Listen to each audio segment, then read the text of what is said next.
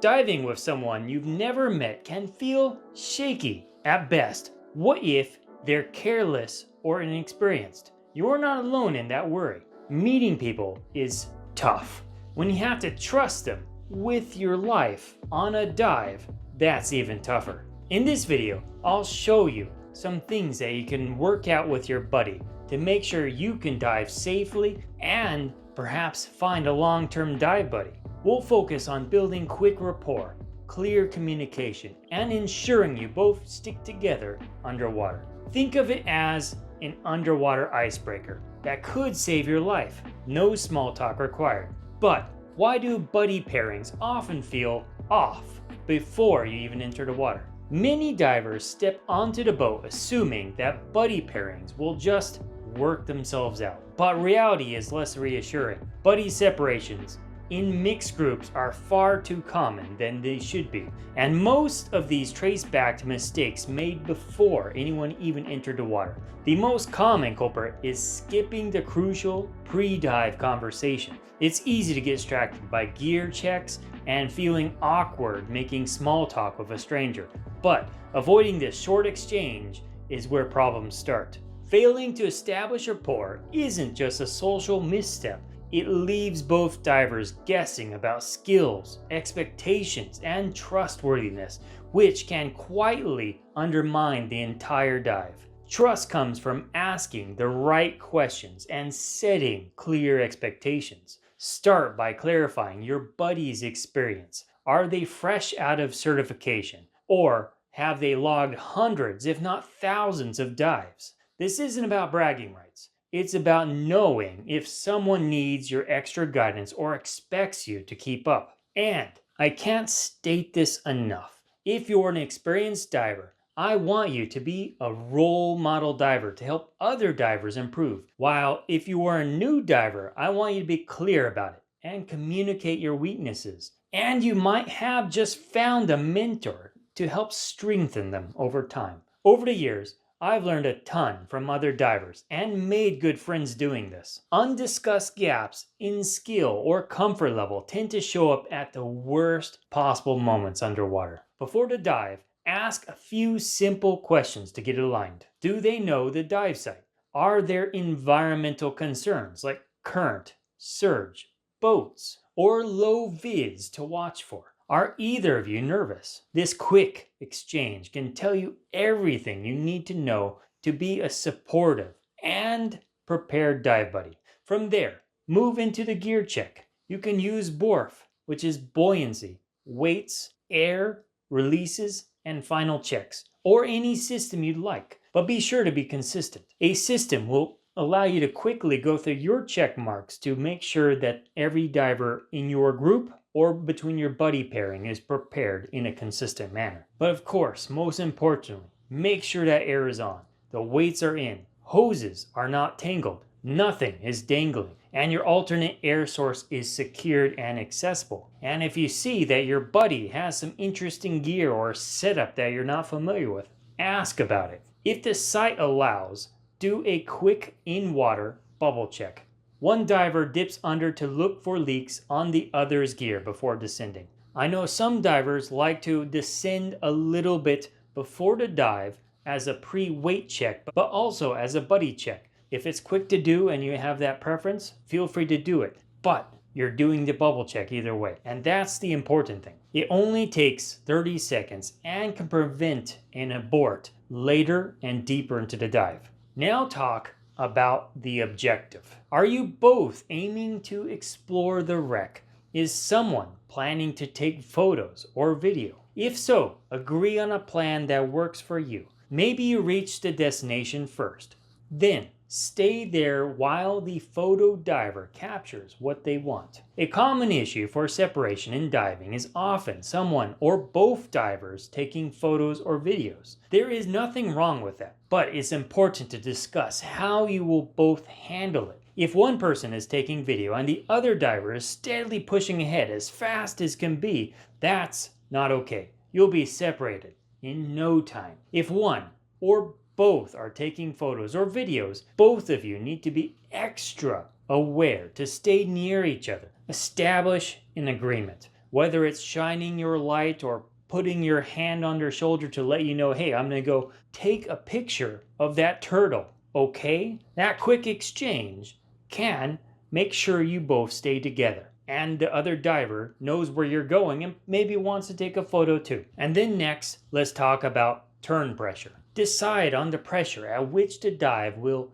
turn based on the diver with the higher air consumption. This ensures you both can make it back to the boat with air and you don't need any emergencies on your dive. And I'm also assuming that neither of you need to be constantly checked for air, but I'll get to that a little bit later. And if the concept of turn pressure is new to you, I have a full video that I'll link to above and goes into depth of how you can decide what a turn pressure is via gas planning. But the core idea is this. When one diver hits an agreed number, let's say 110 bar or 1,600 psi, you signal and begin a turn. It could be halfway, but usually this is a better signal. Hey, let's turn around. Whatever signal you want, establish it beforehand. There should be no surprises on the dive and no confusion.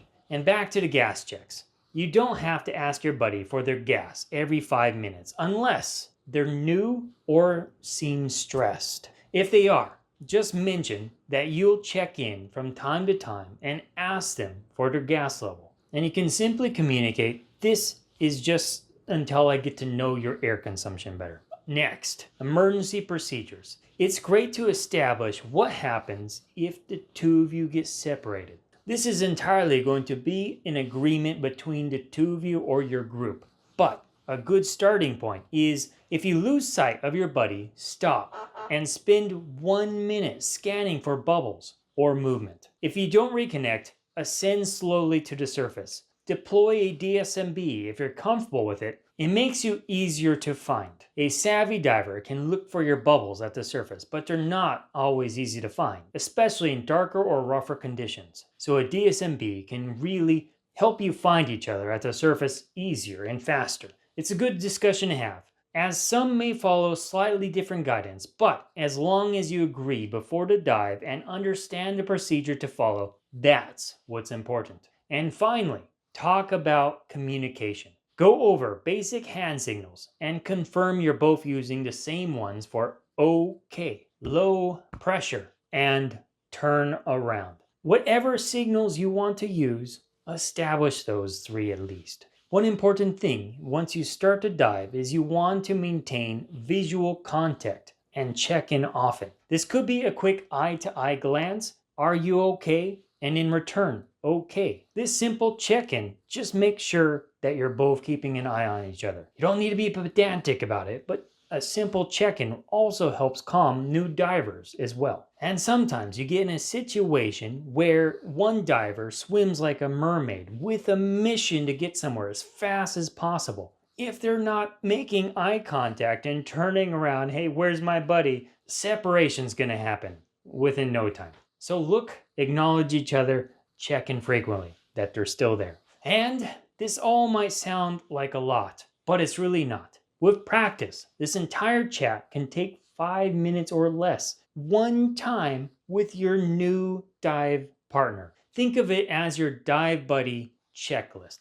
Rapport, gear check, dive objective, turn pressure, environmental concerns, separation plan, and communication methods. Talk about all those and you'll be set up for success. Once you've covered that, you're ready to dive as a team, not just two people in the water at the same time. And by the way, if you're enjoying this video, now's a great time to like and subscribe. I post weekly content to help new divers grow their skills, build confidence, and explore the ocean with curiosity and care. And by the way, if you're interested in the latest and greatest in dive news, you'll be interested in a newsletter I'll be sending out every single month. Check it out in the description below. It's free. Once you're underwater, the rules shift, but the mission stays the same. Stay close and stay connected. Most training agencies recommend staying within 1 to 2 arm lengths of your buddy in normal conditions.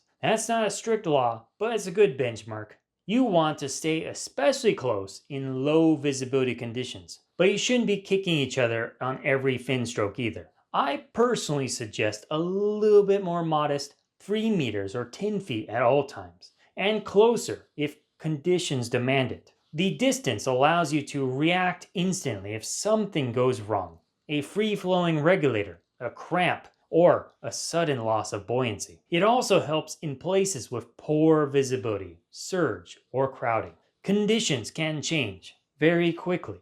Even if you start a dive in crystal clear water, silt from another group or shift in current can disturb and drop visibility in near 0 seconds. In moments like that, staying close is the only way to keep the dive safe. If you're outside that 3 meter or 10-foot bubble and something goes wrong, you're no longer a buddy team. You're basically two solo divers. And that's fine if you have the gear redundancy and training for it. And might I add, intentionally started that dive expecting to be a solo diver. But it's not okay if you have a dive buddy or team and become a solo diver on accident. Some divers, especially when taking those photos or videos, tend to drift or get tunnel vision. If that's you, set up a reminder. Look up every 15 seconds. Scan for your buddy. Re-establish that eye contact. If you're the non-photographer, be patient, but stay alert. Your job is to keep the team intact, not chase them or get frustrated. But you never know when your photographer friend is going to find a nice fish to look at. And if you're just going on a mission and not looking back, you're going to lose your buddy. This is where I really recommend using a dive torch, even during the day. A bright light makes you instantly visible. You can wave it in a slow arc to get your buddy's attention without making any noise. In low-vis water, a torch beam is often the first thing you'll spot. Another tip, know what your buddy's gear looks like. I once started a dive with a new buddy in a group of other divers and forgot this key step and instantly lost my buddy after entering the water. They all had rental gear and looked alike. We did eventually find each other, but that shouldn't happen. And it is my mistake. Something to learn from. And hopefully you can learn from my mistake. A neon fin strap or a bright pink mask or a custom BCD helps you track them instantly. Find something unique. You don't need to stay shoulder to shoulder, but you do need to know where they are. Here's a quick check-in. Do you know what 3 meters or 10 feet looks like underwater? It's closer than you think. If you're not sure, close that gap. Better to be a little too close than a little too far. Now, let's talk about a situation every diver eventually faces. What happens when your buddy is right beside you, but they're making the dive harder or even a little risky? Maybe they're kicking the reef, chasing the fish, ignoring the dive plan, or drifting too far ahead. Sometimes it's inexperience. Other times it's overconfidence. Sometimes it's even a bullheaded diver. Either way, it creates tension and potentially danger. So how do you deal with it? Start by staying calm, non-confrontational. No drama is needed here. Underwater, you can carry a slate or wet notes so you can write a quick message like, watch fins, too close to reef. But that takes time, often signaling something like, you and I are buddies. Stay together, okay? But, of course, that takes a little time. Using hand signals might be a little easier, like, you and I are buddies. Stay close together, okay? Communicate strongly for them to stay close to you. If the bad behavior isn't urgent, you can just address it after the dive. You can say something in the tone of, like, hey, I noticed you got a bit close to the coral. We can really damage the environment if we hit it with our fins. Let's give it a bit more distance. None of us wants to hurt or stress the environment. We're here to enjoy it as divers. Most importantly, you want to be constructive with your tone. Possibly put yourself in their shoes. Understand the behavior. Understand why they might be doing it. And then try to help them understand your point of view. But what you don't want to be is judgmental or critical. Stay constructive. Now, if your buddy is repeatedly ignoring the dive plan, like swimming off in a different direction or going deeper than agreed, that's more serious. Try flashing your torch, using your slate, or signaling turn, or we are boarding the dive. If they still don't respond, prioritize your own safety. End the dive and surface if needed. You're a solo diver at that point. You can always loop in others after. If you're part of a greater team with a dive guide or a dive master, you can start following the dive master and communicate to them after the dive. You can always loop in others afterward to help mediate. Now, here's the big one. What if your buddy starts panicking? You might notice signs like fast, shallow breathing, wide eyes, erratic finning, or even freezing in place. These are red flags and they can escalate fast. Stay close but calm. Use steady OK signals and make eye contact. Be close to them. If they're responsive, guide them with your hand signals. If they bolt upward, do your best to let air out of their BCD or suit. Control their buoyancy, but don't chase recklessly and risk your own safety. If they're frozen or overwhelmed, you can gently grip under their arm or behind their cylinder and help them ascend slowly with a toe. Sometimes a gentle touch from a compassionate diver is enough to snap them back, but not always. Do not restrain them, just support and stabilize. Once you're both at the surface, inflate both BCDs and help them catch their breath.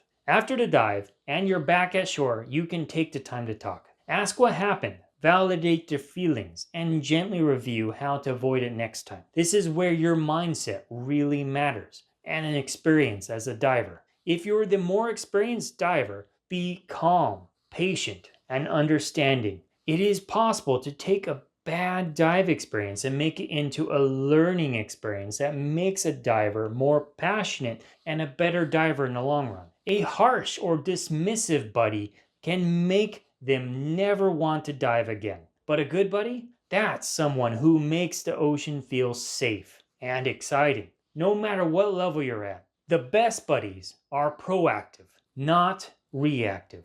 They check in often, adapt when needed, and always put safety and teamwork first. Whether you're looking for a long-term dive buddy or just someone to have a single pleasant dive with, having these initial discussions and level setting makes all the difference. Often, individuals are not in the mindset of being a good buddy, and who might not be a good buddy until you talk about it. Reset and start thinking about the things you've discussed during the dive. It allows you to reset your expectations and start thinking about that conversation, that pre-dive conversation you had even during the dive, and really level set and focus on your buddy. It's not about obsessively following your buddy. We are all down there for recreational diving, to have fun and enjoy the experience. But it is also about being responsible for one another. If something goes wrong, your buddy might be your only hope to save your life.